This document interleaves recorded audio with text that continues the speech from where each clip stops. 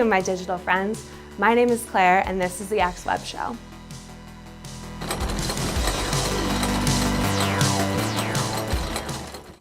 It's always hard being the new kid on the block. You might be faster and cooler, but is that really enough? IPv6 beats IPv4 on more days than one, but sometimes the tortoise still beats the rabbit. Here with the nitro for our internet hot rod, our mechanic of the web, Professor Webster. In previous episodes, we talked at length about version 4 of the Internet Protocol. IPv4 still carries the vast majority of traffic on the Internet, but it has a problem. Because there are only 32 bits in an IPv4 address, there can be at most about 4 billion public IP addresses at any given time. With 7.5 billion people on Earth, you can see the problem. This only gets worse when you consider people have more than one Internet-connected device. Some estimates put the total number of devices around 8.4 billion. As you can see, we need a bigger house. As Internet-connected devices became vastly more common and the social media age began, it became clear we were going to need a lot more than 4 billion addresses. IPv6 is one proposal for dealing with that problem. But the question is it a little too late? Let's dig in. So how does IPv6 differ from IPv4? What makes it better? If you already have a reliable Toyota Corolla, why upgrade? Do you really need that SUV? Wait a minute, where did SUVs come into the equation? Well, you see, the most obvious change with IPv6 is the increase in address size.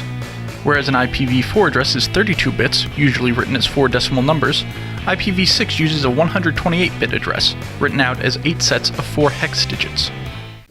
A hex digit is a way of representing numbers using the digits 0 through 9 with their usual meanings, plus the letters A through F.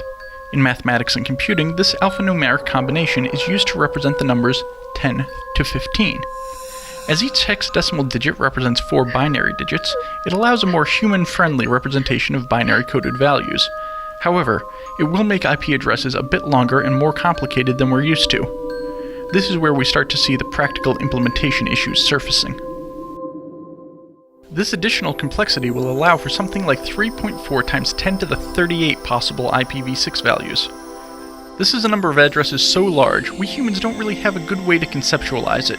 For comparison, there are approximately 100 billion, or 1 times 10 to the 11th power, stars in the Milky Way galaxy, and an estimated 70 billion trillion, or 7 times 10 to the 22nd power, stars in the observable universe.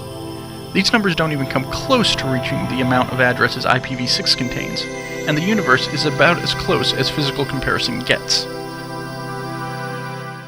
In practice, large swaths of the address space are allocated to special conventions, but the address space is still titanic by any stretch of the imagination. So now back to the original question. Is it worth trading in your small but efficient 4-cylinder for the shiny, impressive V8 engine? Bigger may not always be better when it comes at a cost. So just as a V8 brings more gas, IPv6 has its own benefits and issues. For example, IPv6 requires a local link address. What's this? It's an address in each network interface assigns to itself. The host machine figures out a 64-bit identifier for that particular interface, usually based on the Ethernet MAC address or just selected at random. The local link address is just a specific prefix, FE80, with an interface identifier put at the end of the address. So, for example, if my MAC address were to look like this, my IPv6 local link address would be this enormous string here. Because MAC addresses are already unique on a given network segment, and that FE80 addresses aren't routable outside of our local network segment, we know that we have a unique address that we can use to talk to nearby machines. Now that local link address has a lot of zeros in it. One important shorthand in IPv6 is that anytime we have a long list of zeros, we can abbreviate it with 2 colons together. So that very long address could be written as this somewhat shorter address. As with IPv4, when we discuss blocks of IPv6 addresses, we describe them from left to right, with a slash and a number indicating how many bits are prefixed on our block. So if we're discussing the whole block of addresses that start with 2001, we'd call it the 2001/16 block.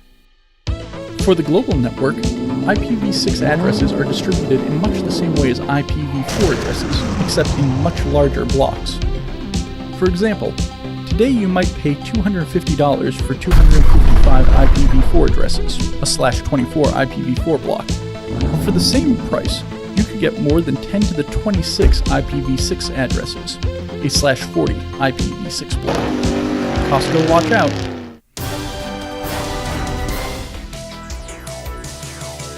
Farewell from the electronic universe. I've been your guide, Claire, and we hope you'll come exploring with us again soon on the Exweb Show. If you have questions or suggestions for future videos, leave a comment below or check us out on Facebook and Twitter.